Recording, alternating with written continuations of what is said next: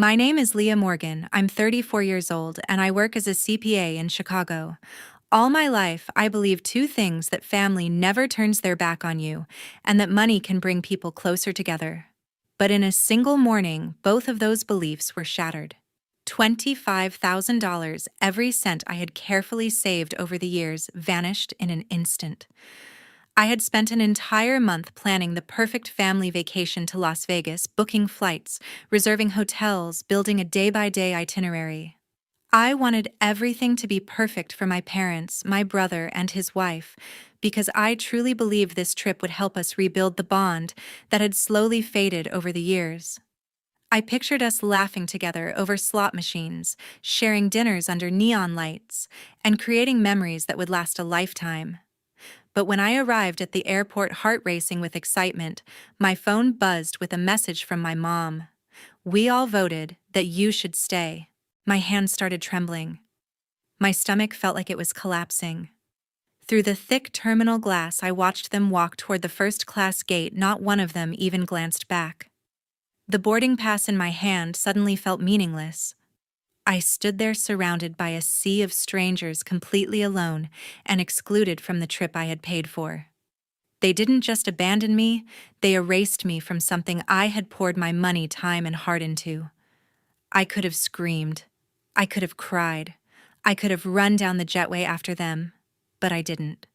Instead, I pulled out my phone, opened my banking app, and started planning something new, something that would make them regret ever sending that message.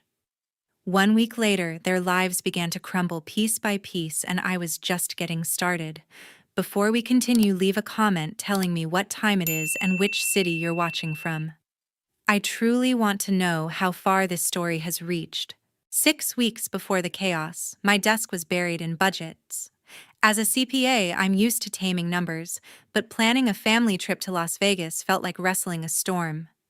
I booked 5 round-trip tickets, reserved 2 suites at Caesar's Palace, and covered every cost. $25,000 drained from my savings. Late nights became routine, my laptop glowing as I cross-checked flight schedules, hotel rates, and restaurant bookings. I called the airline twice to confirm seats, haggled with the hotel for a group discount, and even prepaid for airport transfers. My mom, Joyce, rang almost daily, her voice bright with talk of family bonding. But every call pivoted to my brother Owen, her pride in his car sales job spilling over. "He's been working so hard," she'd say then. "Push for extras, a Grand Canyon helicopter tour for $3,000, a Cirque du Soleil show for $2,000 more." I wired the money, my throat tight, each transfer feeling like a small betrayal of my own budget. Owen had a history of empty promises, like the $10,000 he borrowed from me 2 years ago for a used Mustang. I still remember him leaning against my kitchen counter, flashing that salesman smile. "I'll pay you back next month," he said. 2 years later, my account was still waiting. He'd borrowed smaller amounts before: $500 for a phone repair, $200 for a suit, always with a grin and no follow-through. I didn't push, holding on to the dream of this trip healing our fractured family. My dad, Mark, stayed on the sidelines, offering vague nods when Joyce demanded a spa package for $1,500. I added it to the tab, my savings dwindling faster than I could track. One evening, Marissa, Owen's wife, sent a text. "First-class seats would make this trip unforgettable. Don't you think we deserve it?" I stared at my laptop, my savings account flashing red. I wanted to say no, but visions of us laughing over slot machines kept me typing, "Okay." I upgraded the tickets, another $2,000 gone. Joyce called the next morning, gushing about Owen's latest sales bonus, how he'd charmed a big client. "He's always been the charismatic one," she said. I swallowed my irritation, remembering how she'd paid for his college textbooks while I worked part-time to cover mine. Mark texted that afternoon, a rare message. "Thanks for handling this." His words felt hollow, especially when Joyce followed up with an email requesting a private dining room at the hotel. "Owen's family needs space to relax," she wrote. I wired $500. My fingers trembling as I clicked send. At work, I mentioned the trip to a colleague, Sarah, who raised an eyebrow. "You're paying for everyone?" she asked. I nodded, brushing off her concern, but her words lingered. Marissa called one night, her voice sugary but firm, suggesting a luxury rental car for the group. "It's only a few hundred more," she said. I agreed, though my budget screamed. I cut back on my own expenses, skipping coffee runs, canceling a gym membership to make it work. Joyce sent another email asking for VIP lounge access at the airport for $700. I added it, my chest heavy with the weight of their expectations. I kept planning booking a dinner show, a poolside cabana, even a guided tour of the Strip. Every request felt like a test of my loyalty, and I kept passing it, driven by the hope of a family reunited. But late at night, staring at my dwindling balance, I couldn't shake the feeling that I was carrying this alone. 6 hours before my world turned upside down, I wheeled my carry-on through O'Hare International in Chicago, my boarding pass tucked in my pocket. 6 weeks of planning every flight, hotel suite, and tour to Las Vegas paid from my savings had me practically vibrating with excitement. I pictured us boarding together, swapping stories over drinks, maybe even recapturing the closeness we'd lost. I arrived early, double-checking our group's tickets at the counter. A clerk named Emma scanned my ID, her smile warm as she confirmed my seat to Las Vegas. I texted Joyce, letting her know I was at gate C-17 ready to meet them. No response came, but I shrugged it off, assuming they were stuck at security. I lingered near the gate, scanning the crowd for familiar faces, my heart light with hope. My phone buzzed as I adjusted my bag. A text from Joyce flashed across the screen. "We all voted that you should stay." My breath caught, my fingers frozen over the words. I read it again, my hands trembling, certain it was a typo. I scrolled through our group chat, searching for a follow-up, an apology, anything but. It was just that one cold sentence. I called Joyce, my pulse hammering. "What does this mean?" I asked, my voice cracking. "You're too controlling." My mother snapped, her tone sharp as glass. "We decided it's better without you." I pressed for an explanation, but she cut me off, saying they were boarding. The line went dead. I stumbled to the gate's glass window, my legs unsteady.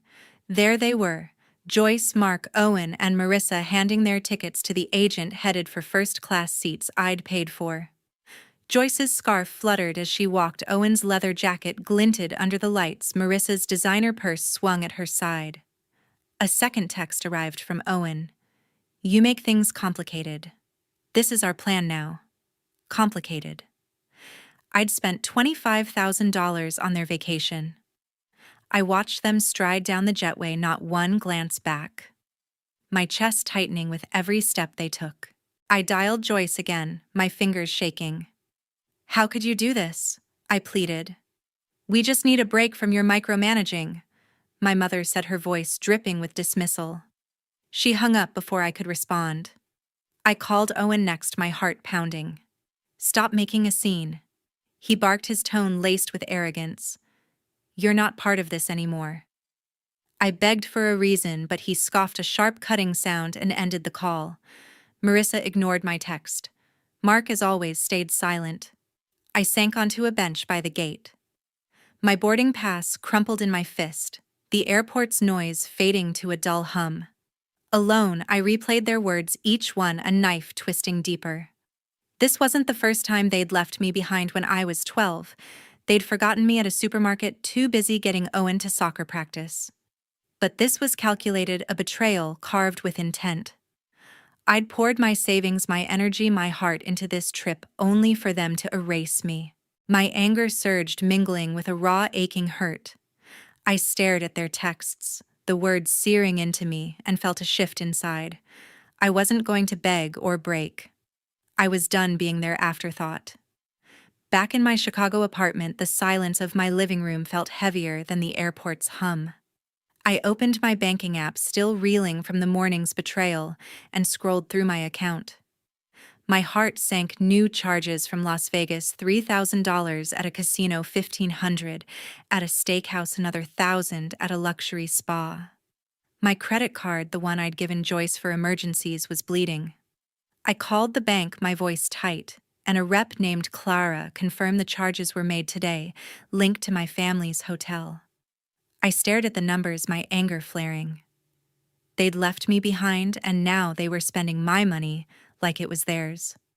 My phone rang, shattering the quiet. It was my Aunt Gloria, her voice low and urgent. "Leah, there's something you need to know," she said. She revealed that Joyce and Mark had inherited $750,000 from my grandparents' estate years ago, money they'd kept secret. Most of it went to Owen, paying off his debts, covering his mortgage, even funding his wedding. "They always put him first," Gloria said, her tone bitter. I gripped the phone, my mind racing. The betrayal cut deeper, knowing they'd hidden a fortune while I bankrolled their vacation. I thanked Gloria, my voice barely steady, and hung up, the weight of her words settling in. A knock at the door pulled me from my thoughts. My friend Kate Walsh stood there, her eyes soft with concern. I poured out the story, the airport, the texts, the charges. Kate listened, her hand on mine, and urged me to stop letting them walk over me. "You're stronger than this," she said, her voice firm. "Don't let them break you." Her words sparked something in me, a flicker of resolve amid the hurt. We sat on my couch, her presence a quiet anchor, and I felt a shift. I wasn't alone in this fight. As Kate left, memories flooded back. Years ago, I'd paid Owen's rent $2,000 when he was between jobs, only for him to buy a new TV the next week. I'd covered Joyce's electric bills, $800 over months, when she claimed they were struggling. Each time I'd swallowed my frustration, hoping it would earn their loyalty, but it never did. Those moments, stark and vivid, mirrored today's betrayal. I'd been their safety net, and they'd cut me loose without a thought.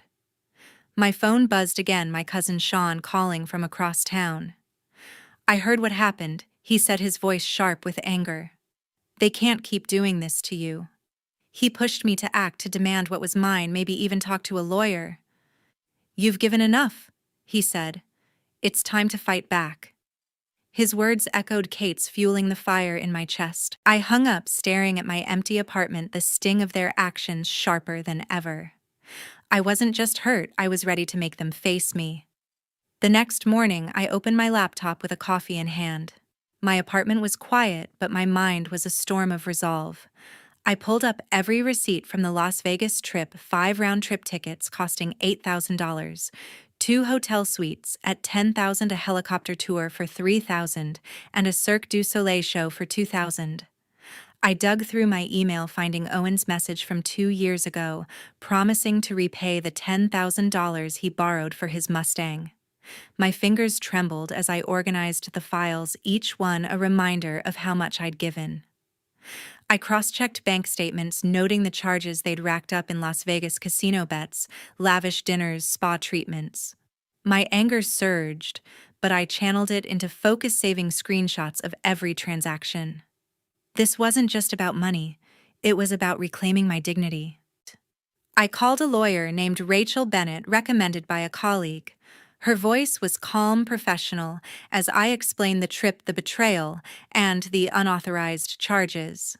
I wanted a formal agreement demanding $35,000, $10,000 for Owen's debt, $25,000 for the trip, and extra charges. Rachel outlined the process, suggesting a demand letter to start. We spent an hour refining details, calculating interest on Owen's loan, and documenting my payments. I felt a surge of confidence, knowing I was building a case. By noon, she emailed a draft agreement, clear and airtight, ready to send to my family. I opened my email and typed a message to Joyce, Mark, and Owen. My words were sharp, listing every expense: $8,000 for flights, $10,000 for rooms, $3,000 for the casino, $1,500 for the steakhouse, and Owen's unpaid $10,000. I attached receipts, bank statements, and his old email, laying out the evidence in cold, hard numbers. My hands shook as I typed, but I kept my tone firm, professional. They'd taken enough from me, and I wasn't begging anymore. I reread the email, ensuring every detail was correct, then hit send, my heart pounding with a mix of fear and defiance. In the email, I made my stance clear: pay the $35,000 within 30 days, or I'd pursue legal action. I stated I'd no longer fund their lifestyle, no more loans, no more favors. For the first time, I set a boundary, cutting through years of their manipulation. The words felt like armor shielding me from their dismissals. I imagined Joyce's face reading it, Owen's smug grin fading, Mark's usual silence broken.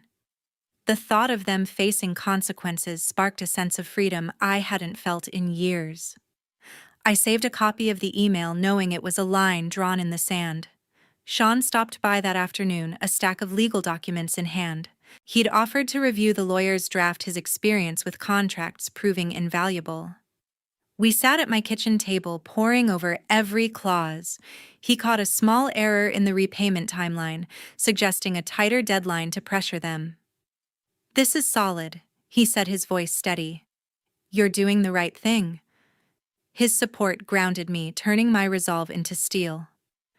As he left, I felt a clarity I'd never had before. They'd underestimated me, but I was ready to fight. 3 days later, my inbox was flooded with messages. I sat in my Chicago apartment, the glow of my phone revealing a notification from Facebook. Owen had posted a long rant calling me greedy and selfish, accusing me of tearing the family apart over money. He claimed I'd always been jealous of his success, twisting my demand for repayment into a personal attack. My stomach churned as I read the comments, distant cousins and family friends piling on, unaware of the truth. I wanted to scream, to reply with every receipt and email, but I held back, my hands shaking.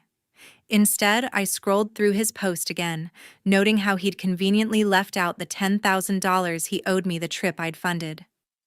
My anger burned, but I knew reacting impulsively would weaken my case. A letter arrived that afternoon, slipped under my door. It was from Joyce, her handwriting neat, but her words dripping with guilt.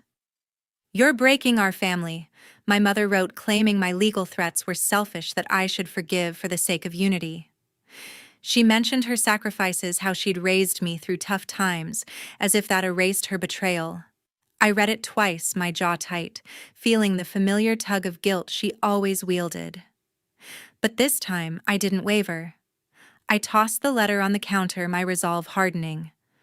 Her words were a tactic, not an apology, and I wasn't falling for it again. I called my lawyer, Rachel Bennett, to draft a second legal letter. We reviewed the evidence. Gloria had sent a scanned copy of my grandparents' will, proving Joyce and Mark hid $750,000, most of it funneled to Owen. I added this to the letter, demanding they acknowledge the inheritance alongside the $35,000. My tone was sharp, unyielding, listing every expense they'd ignored: flights, hotels, casino charges. Rachel polished the draft, ensuring it was legally sound, and I emailed it to Joyce, Mark, and Owen, attaching the will. My heart raced as I hit send, but it was a good kind of fear, the kind that comes with standing your ground. That evening, my doorbell rang. Through the security camera, I saw Mark standing on my porch, his face drawn, asking to talk.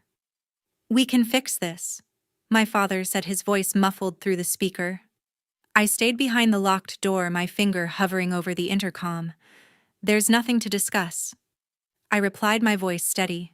He pleaded, mentioning family loyalty, but I cut him off, refusing to let him in. Watching him walk away, shoulders slumped, I felt a pang of sadness but no regret. I'd spent years opening my door to them, only to be used. That ended now. Kate arrived the next morning, her laptop ready. She'd seen Owen's post and urged me to save it before he deleted it. We sat at my dining table, her fingers flying as she showed me how to screenshot every comment, every share, archiving them as evidence for my lawyer. "This could help in court," Kate said, her voice calm but firm. Her help felt like a lifeline, grounding me in the chaos. As we saved the files, I realized I wasn't just fighting for money. I was fighting for the truth. My family's lies wouldn't define me anymore. 2 weeks later, a bank alert lit up my phone. My lawyer, Rachel, called to confirm the news. Joyce, Mark, and Owen had agreed to pay $35,000 through a legal mediation session. The money hit my account that morning, a transfer split into 3 payments covering the trip, the casino charges, and Owen's old debt. I stared at the balance, my chest loosening for the first time in months. It wasn't about the money anymore. It was about accountability. Rachel said they'd sign the agreement under pressure, knowing my evidence, the receipts, the will was ironclad. I thanked her, my voice steady, but I felt no urge to celebrate. They'd paid, but the trust they'd shattered couldn't be bought back. I saved the confirmation email, a quiet reminder of the line I'd drawn. Word spread fast about Owen's financial mess. His Facebook post, the one calling me greedy, had backfired. A local news blog picked it up, exposing his unpaid debts and lavish spending. His boss at the car dealership saw it, and by the end of the week, Owen was out of a job. I heard this from a mutual acquaintance, not from him. Part of me felt a grim satisfaction his lies had caught up with him. But I didn't revel in it. I'd spent too long cleaning up his messes to take joy in his downfall. His choices, not mine, had led him here. I scrolled past his profile, now silent, and moved on. Gloria called me that weekend, her voice heavy. Joyce and Mark had sold their Cadillac and a small plot of land from the family estate to cover their share of the debt. Without the hidden inheritance they'd squandered on Owen, they were struggling, downsizing their home cutting expenses. My aunt didn't sugarcoat it, they were barely scraping by. I listened, my heart caught between justice and a flicker of sorrow. They'd chosen to protect Owen over me, to hide $750,000 while I paid their way. Their hardship was their own making, yet the weight of it lingered. I thanked Gloria for the update, my tone calm, and hung up, closing that chapter. I blocked Joyce's number, Mark's email, and Owen's messages the next day. No more guilt trips, no more excuses. I was done being their fallback. Instead, I turned to Sean, my cousin, who'd stood by me through it all. We met for coffee, planning a small business project, a bookstore we'd dreamed about for years. His laughter, his ideas filled a space my family had left empty. I felt lighter, unburdened as we sketched out our vision on napkins. Cutting them off wasn't just about distance. It was about choosing a life where I wasn't an afterthought. Sean's support reminded me I deserved that. With the $35,000, I opened a savings account, earmarking it for my future. I met with a financial advisor, mapping out investments, safe, steady ones, to build security. Every step felt like a brick laid in a new foundation, one I controlled. I wasn't just saving money. I was claiming my independence piece by piece. The process was quiet, methodical, but it filled me with a pride I hadn't known in years. I looked at my apartment, my plans, and saw a life I was building for myself, not for them. Looking back, I learned to set boundaries, to protect myself from those who'd take, until I had nothing left. My family saw me as a resource, not a person, but I stopped letting their choices define me. Standing up for myself wasn't easy, but it was worth it. To anyone listening, thank you for following my story. I'd love to hear your thoughts. Have you ever had to draw a line with family? Share below, and let's talk about what it means to put yourself first.